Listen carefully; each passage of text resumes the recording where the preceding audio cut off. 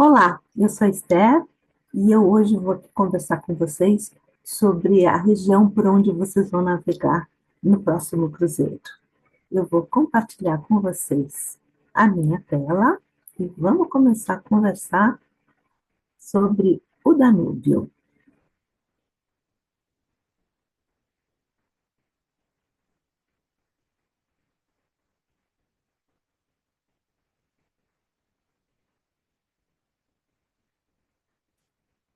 A viagem de vocês vai acontecer no Rio Danúbio, que na verdade é o nosso é a grande figura dessa viagem, né? O nosso protagonista dessa viagem. Lembrar que esse cruzeiro começa aqui no sul da Alemanha, vai atravessar a Áustria, passar por Bratislava, a Hungria, para terminar em Budapeste. Nesse roteiro, nessa apresentação, eu vou contar um pouquinho sobre o Danúbio, né, que na verdade é o grande protagonista. Vou contar um pouquinho da história dessa região, focando nos dois países, a Áustria e a Hungria, e vou dar só algumas pequenas informações sobre as cidades que vocês vão visitar: Viena, Bratislava e Budapeste. Vocês vão visitar outras, mas o meu destaque fica para essas três capitais.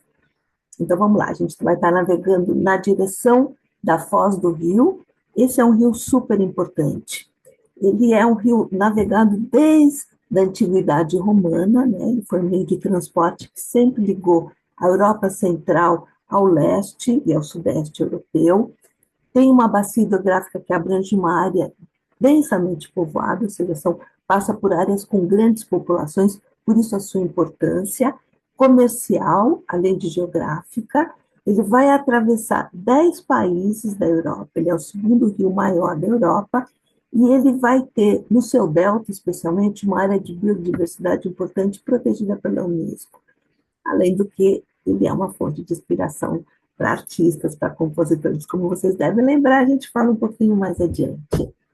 Então vamos lá, ele vai formar a fronteira natural entre vários países dessa região do leste europeu, né? Hungria, Eslováquia, Sérvia, Croácia, a Romênia, a Sérvia, a Bulgária, Moldova, inclusive Ucrânia, antes da sua foz no Mar Negro, né?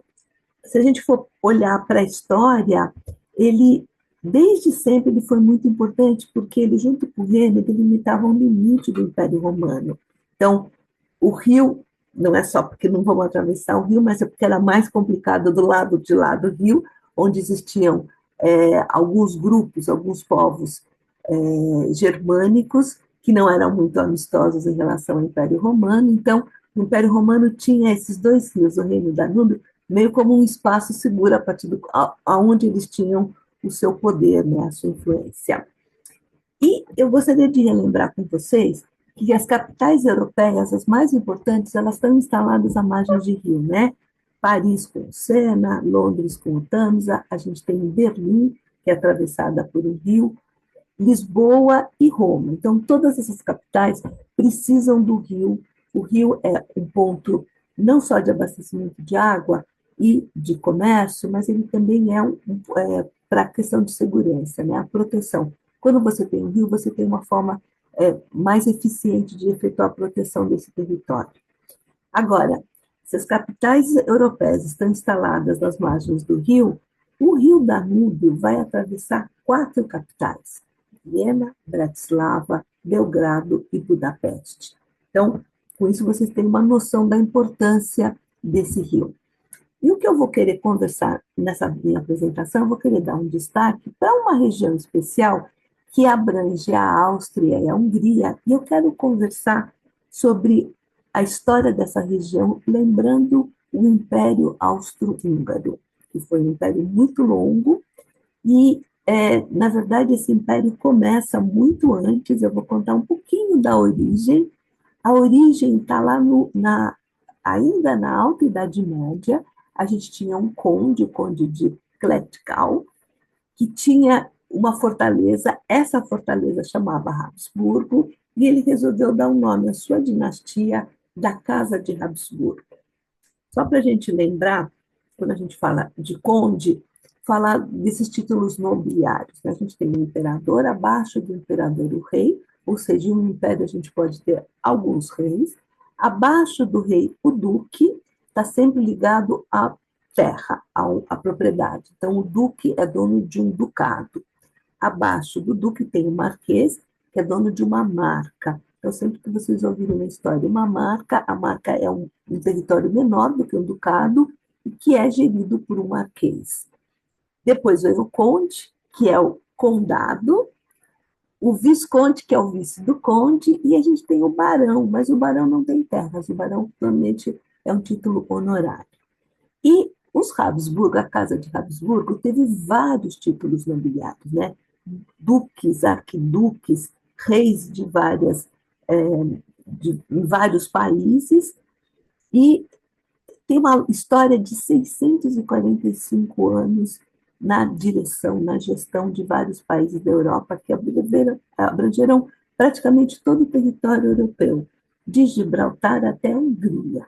Então, vamos só relembrar que a dinastia dos Habsburgo teve dois ramos, um ramo austríaco e um ramo espanhol. Esse ramo espanhol se consolida a partir de casamentos, né? E a gente vai ter, inclusive, o Brasil vai ter a presença dos Habsburgo. Vamos lembrar que a Casa de Habsburgo da Espanha começa com Carlos V, que era o Carlos V do Sacro Império Romano Germânico, que ele vai herdar as quatro coroas, Castela e Aragão na Espanha, Borgonha, que seria a França e a Áustria. E eu queria mostrar uma coisa interessante. Eu queria mostrar esse retrato do Carlos I da Espanha, que foi realizado em 1605. Dá para vocês perceberem que ele tem a mandíbula um pouco para frente?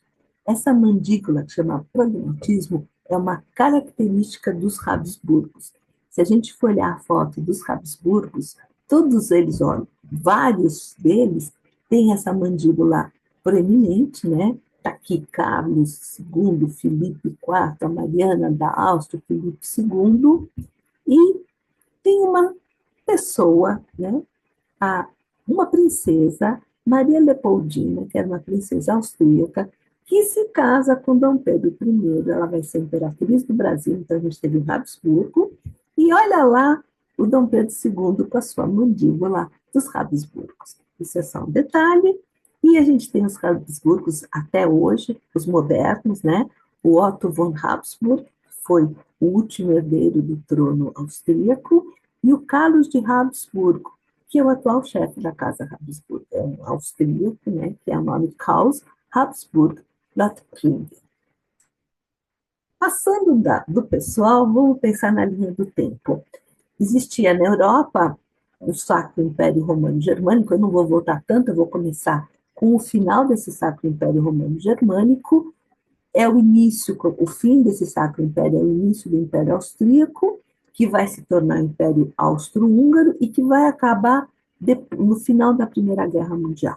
Então, só para dar para vocês a linha do tempo da onde a gente vai conversar. Então, vamos começar com o fim do Império Austro-Húngaro, perdão, com o fim do Império Romano-Germânico, que acontece quando Napoleão entra em Berlim, em 1806. Ele vai acabar com o Sacro Império Romano Germânico, e essa é uma imagem dele chegando, passando pelo portão de Brandenburgo. Eu queria só contar para vocês um fato interessante. Vocês estão vendo a quadriga, que é essa estátua que existe no topo do portão de Brandenburgo, em Berlim, né? Quando Napoleão chega em Berlim, ele rouba essa estátua e leva para a França. Acontece que a Prússia vai invadir a França em 1814 e vai encontrar essas estátuas, né, esse conjunto estatutário, no Louvre, ainda embalado, ainda em caixas. O que eles vão fazer? Os prussianos vão levar de volta para Berlim. Então, a gente tem essa charge aqui, vocês podem ver a estátua, né, com seus quatro cavalos, sendo mais forte do que o Napoleão com seus cavalos. Está aqui o portão de Brandenburgo ainda vazio, mas é a recuperação em 1814. O que vai acontecer do ponto de vista histórico? Quando acaba o Império Romano Germânico, o Francisco II, que era o imperador que caiu por causa do Napoleão, ele resolve, então, criar, né, nomear o seu espaço, a Áustria, como um império. Então, é o início do Império Austríaco, e ele se proclama Francisco I. Então, ele foi Francisco II do Império Romano Germânico e passa a ser o Francisco I do Império Austríaco. É o único imperador de dois impérios. Então, o Império Austríaco é um conjunto, é uma área muito grande e de uma composição étnica muito diversa. A gente vai ter aqui povos que falam línguas diferentes, que têm origens diferentes, que têm etnias diferentes, né? Então, era um império muito diverso, com a autoridade sempre do Francisco I, que era o Francisco José, e a Hungria começa a reclamar, porque a Hungria, na verdade, tem um espaço maior do que o austríaco, e começa a reclamar que ela acha que esse império não tinha que ser o Império Austríaco, tinha que ser o Império Austro-Húngaro, porque os húngaros têm diferenças culturais importantes em relação aos austríacos. E, vamos só relembrar, o imperador Francisco José era casado com a Isabel Amália Eugênia da Baviera, mais conhecida como Assisi, uma imperadora super importante, super interessante. Ela adorava a Hungria e ela é que vai intermediar essa conversa e vai convencer o imperador a aceitar dividir esse império em duas coroas. Ela e o imperador vão ser nomeados reis da Hungria e assim a gente tem a criação do Império Austro-Húngaro. Ela amava, ela gostava muito de Budapeste, ela gostava muito mais de estar na Hungria do que estar na Áustria, do que estar em Viena, tanto que ela vai ter o seu palácio preferido, onde uma das suas residências preferidas, ela vai tentar passar mais tempo na Hungria do que na Áustria. Então, a gente tem, a partir de 1867, o Império Austro-Húngaro, ou seja, com duas coroas. O que esse império permite? Embora seja tão diverso, existem cada território tem autonomia, pode ter as leis próprias da sua região, o seu idioma próprio, pode educar, as escolas levarem adiante as suas línguas, né, dentro desse grupo, né, que é o império. Só que vai ficar cada vez mais forte as diferenças entre cada uma das regiões. A região da Áustria é mais industrializada, a da Hungria é muito mais agrícola, a gente tem a Romênia, que é mais pecuária, a gente tem a Galícia, que é uma região muito pobre, e a gente tem um exército completamente diverso. Né? A gente tem, por exemplo, soldados cristãos, judeus e muçulmanos. É um composto muito heterogêneo, mas ele está ali, ninguém mexe com ele, até porque era muito interessante se a gente olhar para a geografia. Olha para o relevo europeu. A gente tem os montes Urais e depois a gente tem uma grande planície, né, onde o Império Russo está nessa planície. A próxima barreira natural vai ser aqui nos Cárpatos e nos Alpes. Então, a gente tem uma área de uma planície muito grande que não exerce, não coloca nenhuma barreira para os russos virem desde a sua região até os Alpes. Nesse aspecto, pensando que não existe nenhuma barreira natural, o que facilitaria uma invasão russa, se os russos quiserem chegar mais para o centro ou para o oeste europeu, os países do lado de cá, França, Itália, viam com bons olhos ter esse império austro-húngaro ali no meio, fazendo uma pequena barreira, como a gente pode ver aqui, o Império Russo teria essa barreira, né? Uma barreira de exército, uma barreira humana, não natural, não geográfica, para chegar até o oeste europeu.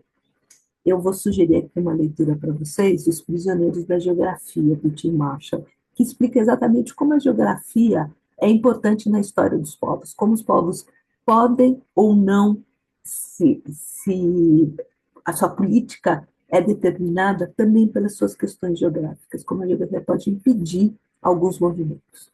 Mas vamos voltar ali. A gente tem o Império Austro-Húngaro, tem o arquiduque Francisco Ferdinando, que vai ser o herdeiro do trono, só que ele vai ser assassinado em Sarajevo. Em 1914, ele é assassinado por um rebelde, ele e a mulher dele, e o que vai acontecer? Vai explodir a Primeira Guerra Mundial, né? Então, a Europa, por uma questão de países que apoiam países, começa uma guerra do território europeu.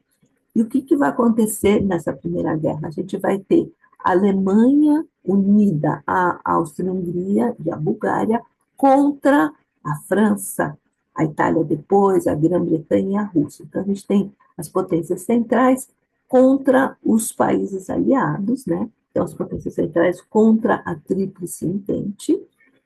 Essa guerra vai começar em 14, e em 1917, na Rússia, começa a Revolução Russa. E por causa dessa Revolução Russa, os russos saem da Primeira Guerra, eles assinam um acordo dizendo a gente tem um problema interno aqui muito grave, a gente sai desse conflito com outras potências para cuidar do nosso problema doméstico. E depois que os russos saem, em 1918, acaba a Primeira Guerra.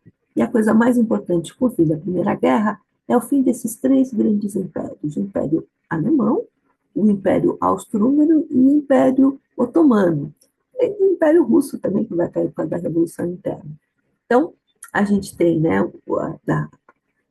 a Guerra Civil Russa também tira a Rússia do caminho. A Rússia deixa de ser muito importante neste momento em relação a uma pretensão de qualquer invasão russa para a Europa Ocidental.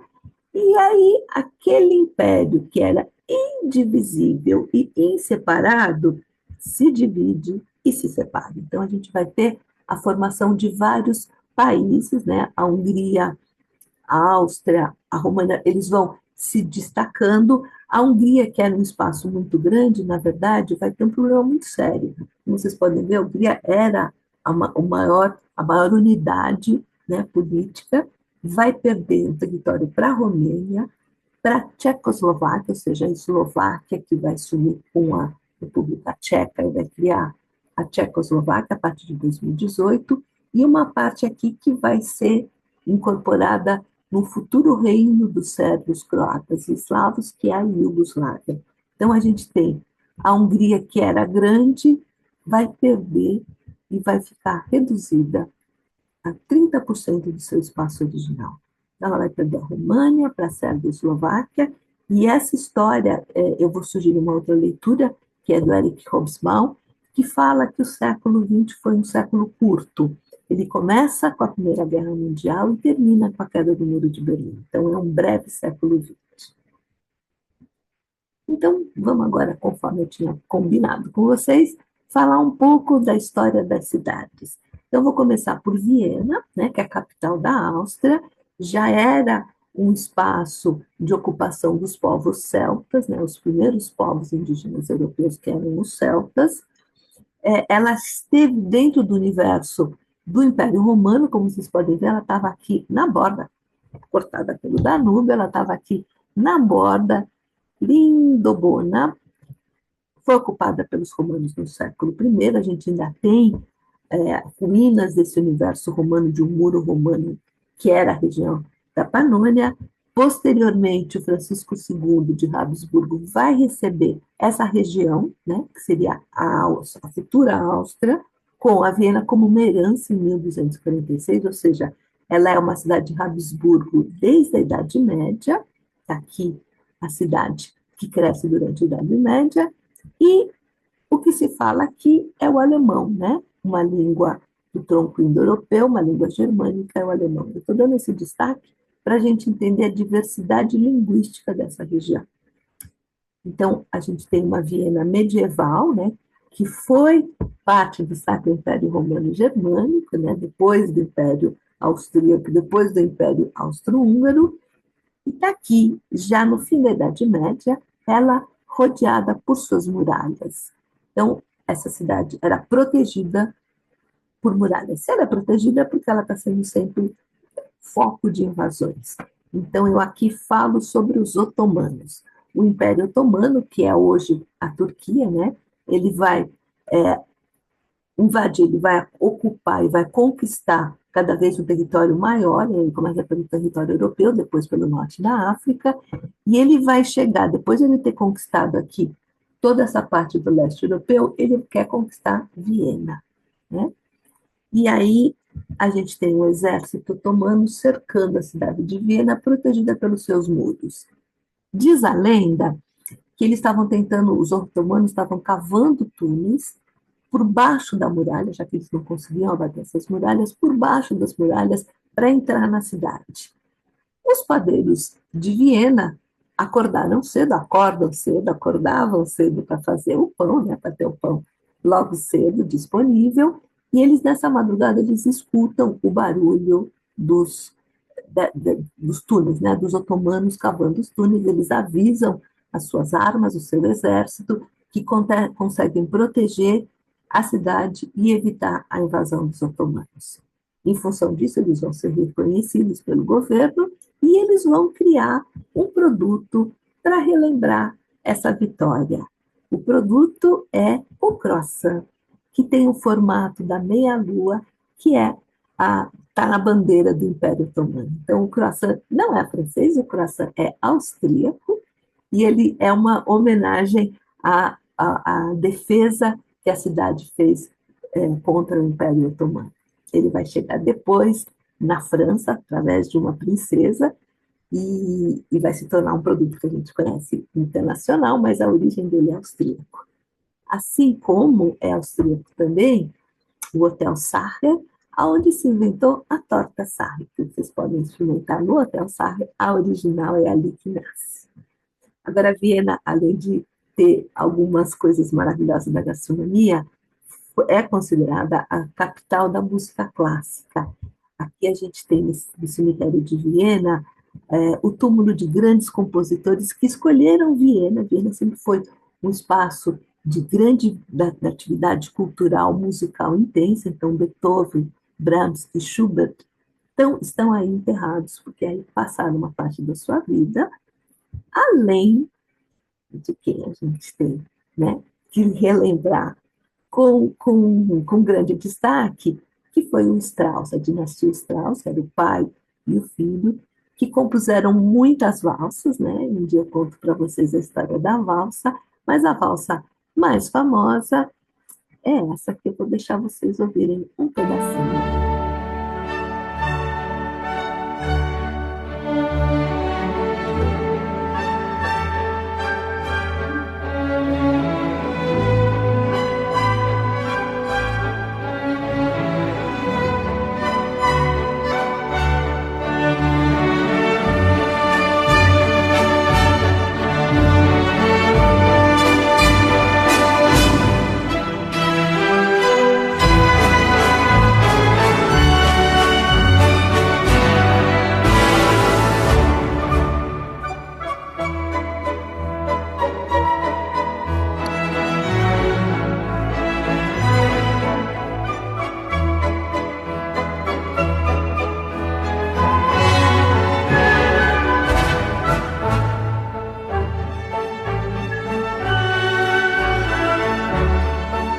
Muito bem, o resto vocês vão ouvir em locos e a nossa viagem continua.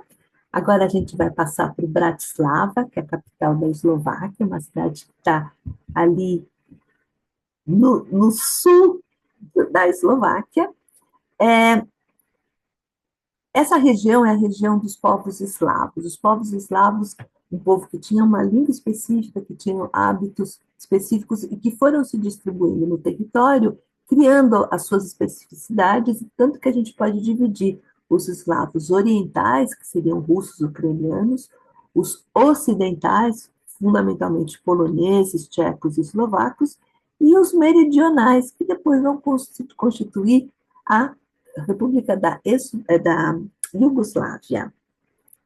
Mas vamos lembrar que língua que eles falam, também uma língua do troco indo-europeu, mas é uma língua eslava, que é completamente diferente da língua alemã. E Bratislava foi uma cidade importante, ela foi a capital húngara durante um período longo, entre 1536 e 1783, onde, inclusive, o parlamento esteve localizado. Ela tem nomes diferentes, tem um nome em húngaro, tem um nome em eslavo e tem um nome em alemão, né? Mas sempre foi essa cidade que, com o final, quando termina a Primeira Guerra Mundial, ela vai acabar se unindo à Boêmia, à Morávia, para constituir a formação da Tchecoslováquia, né? Então, a Eslováquia era parte do Reino da Hungria, que vai passar a ser, após a Primeira Guerra, vai formar a República da Tchecoslováquia.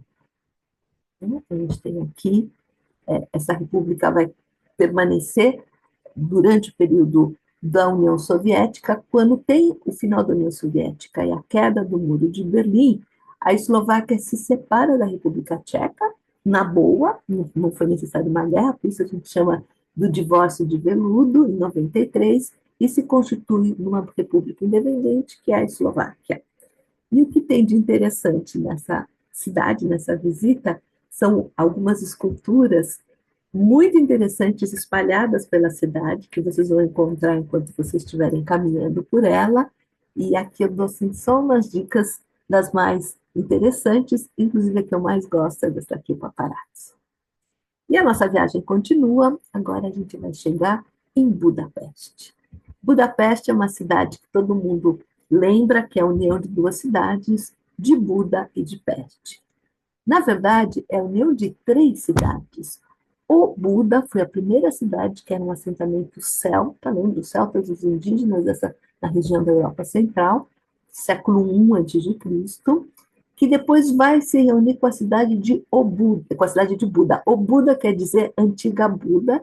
Buda é já uma colônia romana que vai se unir ao Buda, e depois vai se fundar mais adiante a cidade de Peste. Peste já é criada pelos magiares, que eram povos que vinham os povos bárbaros, ditos bárbaros, que depois foi dominada pelos otomanos, pelos Habsburgos, e só em 1848 é que a gente tem a fusão das três cidades, né?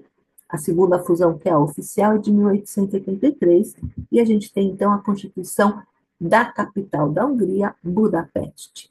Buda é uma parte mais residencial, mais alta, de colinas, que é o distrito onde fica o castelo de Buda, e Peste é a parte mais da planície, é um centro mais dinâmico, onde estão os negócios, os restaurantes, os escritórios. Em Buda, vocês devem visitar a igreja de Matias, e ali vocês vão ver que sobra uma pequena digital da presença otomana. Eu não vou contar, vou deixar para vocês descobrirem na visita. Depois a gente tem o parlamento é um prédio impressionante, muito lindo, às beiras do Danúbio, e eu sugiro que vocês passem por aí à noite com essa iluminação. É realmente uma paisagem muito impressionante. E ao lado do parlamento a gente tem um memorial, que é o memorial dos sapatos do Danúbio, que é um período na Segunda Guerra em que os judeus tinham que tirar os seus sapatos antes de serem fuzilados e jogados no rio. Então, essa é uma instalação, esses sapatos são sapatos em metal, que relembra esse momento dramático da Segunda Guerra Mundial na Hungria. Agora, Budapeste também é a capital do banho termal. Existe um lençol freático importante que passa por baixo de Budapeste, e com isso Budapeste tem vários spas, né, áreas de águas termais para vocês visitarem, talvez se der tempo, depois de um dia de muito passeio, aproveitar um pouco um desses spas, dessas águas termais.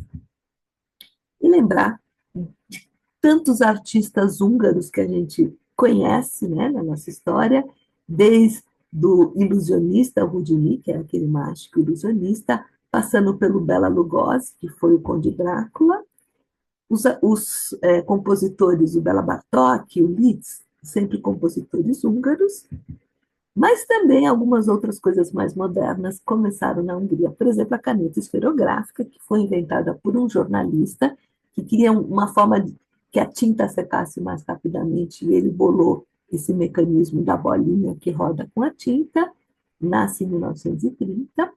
Mais para frente, o Rubik inventa o cubo, né? Ele é um professor de arquitetura, ele vai inventar esse quebra-cabeça, que é o cubo de Rubik, que fica aí uma dica de lembrança para comprar em Budapeste. E a gente falou dos idiomas falados, né? Tanto em Viena quanto em Bratislava. O que a gente vai encontrar na Hungria? é alguma coisa completamente diferente. A língua falada na Hungria não está no tronco indo-europeu, como vocês podem ver nesse mapa aqui, o tronco indo-europeu é para essa região, mas a gente tem um outro tronco que é o urálico, e é aqui no urálico que a gente vai ter o húngaro, junto com o finlandês. O finlandês e o húngaro têm uma mesma origem urálica, que não tem nada a ver com as demais línguas europeias.